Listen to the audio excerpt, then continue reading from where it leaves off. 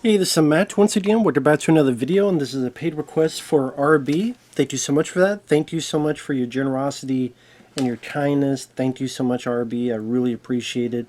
For those interested in requesting any type of videos, movie reviews, re-reviews, random thought streams, commentaries, tier list rankings, whatever the case may be, feel free to send it either directly to my PayPal. I do have a CashApp as well. Links are down below in the info box, and I will get to it as soon as I possibly can. And this is for American Dad, Season 14, Episode 9, called Rabbit Ears. And I got this request, and I'm like, okay, that seems kind of random. American Dad. Honestly, American Dad, I did not watch much of that cartoon, which is still on. It's been on for 21 seasons. I might watch a couple episodes, but not a whole lot. And it's actually been renewed until the 25th season. Because it's at 21 now. Because I think, which is pretty impressive. Now, watching it, I could see why. Because this does fit with the Halloween season. Because this was kind of like a Twilight Zone episode. It was interesting plot, to say the least. I don't know if I really got a lot of laughs out of it. If I learn how to talk. But it was interesting, I will say. So again, as a guy that didn't know much about the show, there's the dad, or husband, Stan. He has a wife and kids, and also an alien named Roger. I just kind of like the other Seth MacFarlane. That's a whole other thing. I'm not a huge Seth MacFarlane guy. I'm not a huge Family Guy fan. The Ted movies, I'm not big on. Ted 2, I probably like more than the first. I know I'm alone in that. But I'm not big on them. A Million Ways to Die in the West, I thought was horrible. I thought he was good in the Orville. They actually had potential, but I guess they wouldn't give him the money to make the show how they wanted, the budget for the effects, and then it would be on for a bit, then disappear for like years, and do that. It was a whole other weird thing about that.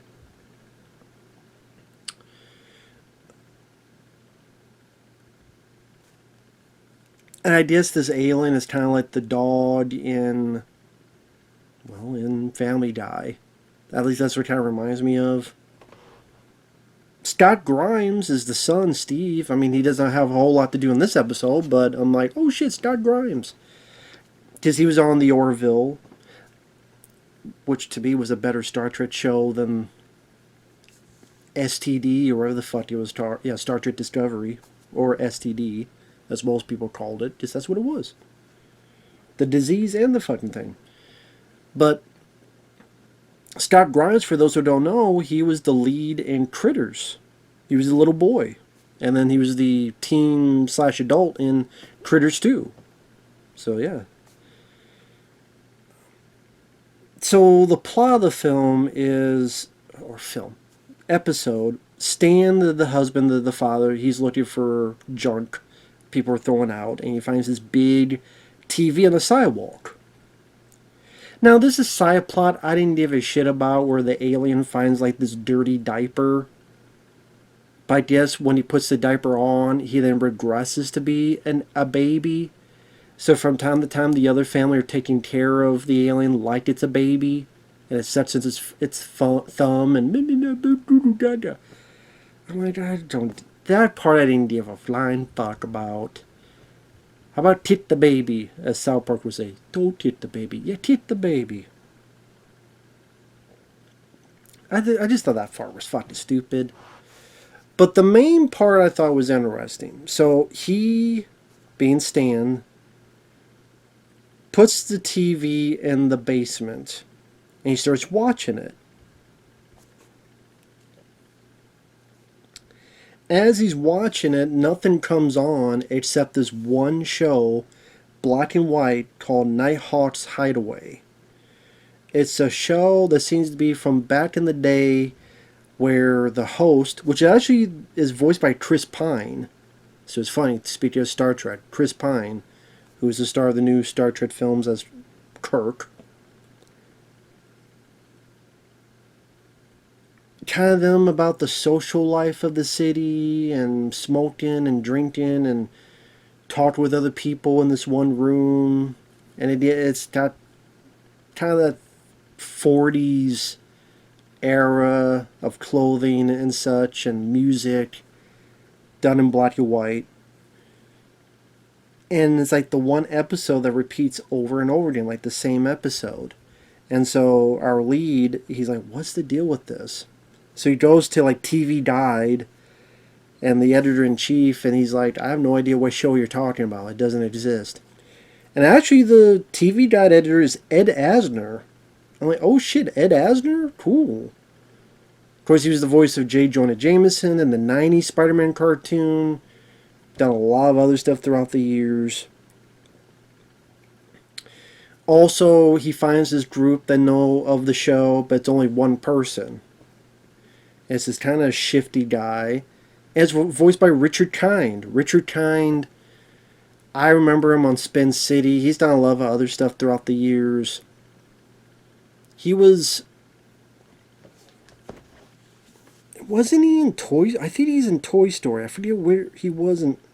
What character was he in Toy Story? I know he's in Toy Story. What voice was he?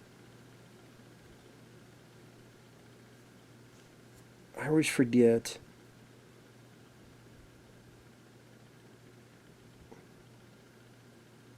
Oh, he was only in the third one. Oh, I was thinking of... Okay, so he is in Toy Story 3 as the bookworm. But I was thinking of another Pixar, A Bug's Life. He was in A Bug's Life. Like, you have Kevin Spacey, the villain, his brother, whatever, the dim-witted one, that's Richard Kind. That guy there. You definitely seen him in stuff. I remember him from the TV show Spin City.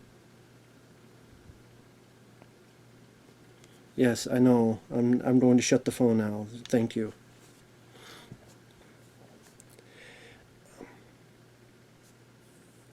I mean, I say the 40s, maybe to say the 1960s. And so you see our lead investigate, going, what's the deal with this? And he starts noticing weird patterns. That's the same episode, but sometimes something's a bit different. There'll be a waitress that's different, or there'll be a little detail that's different, and everything else is the same. And then starts going, wait a minute, that's Richard Kind. That's him. But how could he be in this?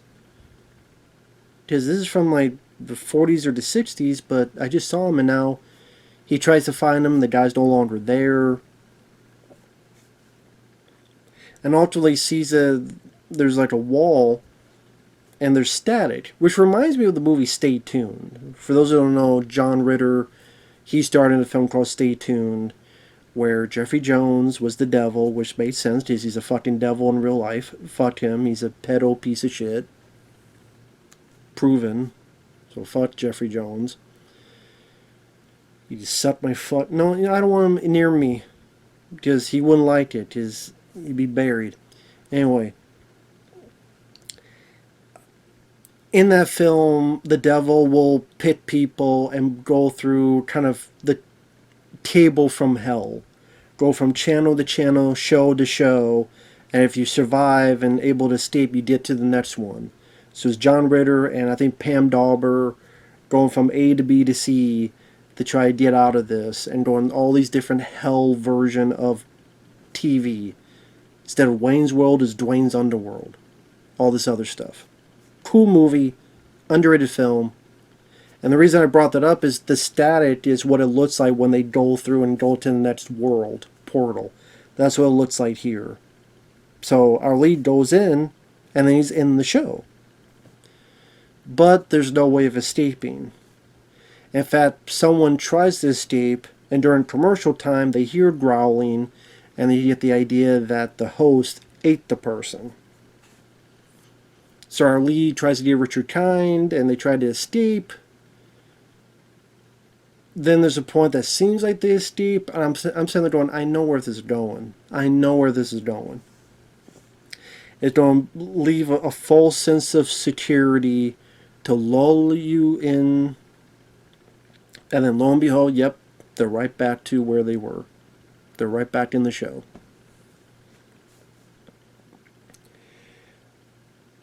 Until ultimately something triggers his mind, because he goes through the routine of being on the show over and over and over again. Something gets him to remember who he is.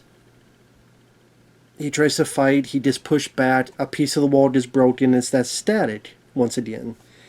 And Chris Pine's character turns to this kind of creature that's ready to eat them. The lead escapes. Richard Kind follows. I do like that he's kicking. Get away from me. And it's like, what are you doing, man? It's me. And then he pulls Richard Kind through. And then everything's fine. But then they do this thing at the end where he's back with his family. Everything's fine. But then his family starts talking like the show. And the lead's like, what? And then it pulls back, and Chris Pine's character's like, yes, it's true. This show is a channel in our world. Like, it tries to be meta or something with it. I'm like, okay, whatever. Again, trying to be like a Twilight Zone-y type of ending. And the idea is cartoon, so it doesn't matter what the logic. By the next episode, people will forget the shit, and, it won't matter. Because they could bring up X, Y, and Z things. By the next episode, those things don't even need to be in the realm of possibility. Just go back to square one. That's a lot of shows, that cartoon shows especially, that do that. But it was interesting, the investigation angle, the whole idea of the show that repeats over and over again, being trapped in it. Just something about that, like I said, very Twilight Zone type, intriguing story. But like I said, I don't think it was really that funny. The two times I chuckled was when he brings the TV into the place, and he's trying to tip over the TV, but then it falls back somehow. He's tipping the TV this way, but then it falls back on him. Something about that was funny. And again, later on, when he gets through, and he feels something grab him, and he's kicking it, and Richard Kind's like, oh no, stop, it's me. Because Richard Kind, I think he's a good actor, he's a good voice actor. So that was a nice plus to hear his voice. Chris Pine, it took me a bit to even realize it was him, which I'm sure was the point of it all. But okay, it's interesting.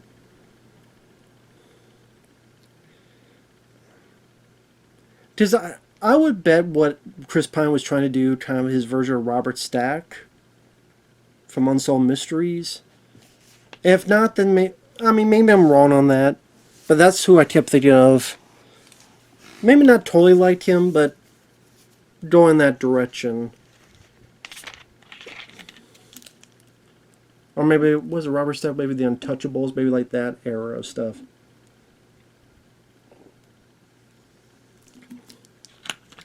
Yeah, I got this because I did a review of Heidi, starring Shirley Temple.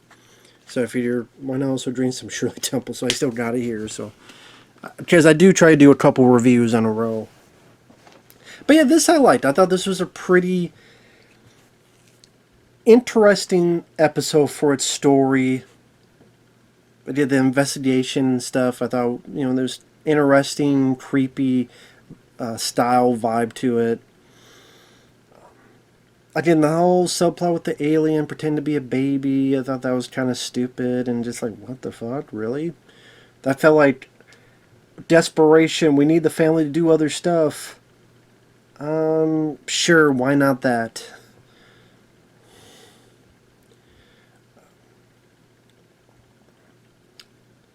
I kind of wish that it was more of a crazy Lovecraftian creature that Chris Pine turned into, like more creative design and stuff. I think they were, really get into, I think, a Lovecraft type of style.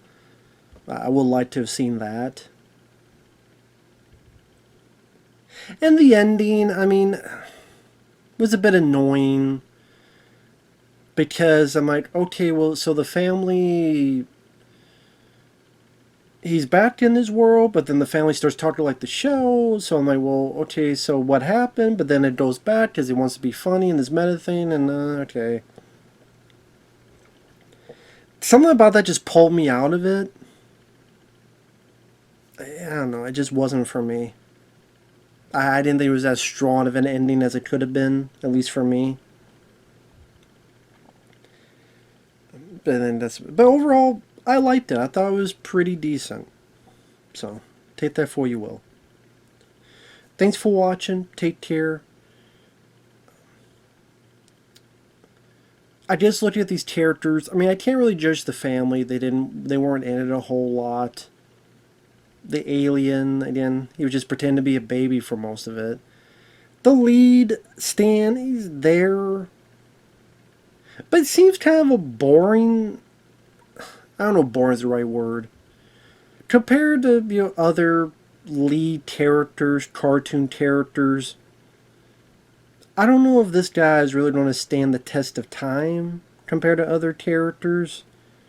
I mean, granted, it's been on for many, many seasons, 20-some seasons, but I never hear anybody talk about American Dad. That's the thing. I'm like, oh shit, that's still on? Because I remember hearing, when it started back in the day, but I didn't know it was still on. Because I don't know anyone who watches it. Hell, I don't know anyone who watches current Simpsons, but it's still on, so there you go. That must be making some kind of money. People must still be watching this stuff. So there you go. But, yeah, with that said, I said the lead, okay. I mean, I say a little bit, like compared to other characters, seemed a little bit meh. I think maybe that's where the boring factor came in. Maybe boring's too harsh. Just, kind of meh. The Stan character, eh.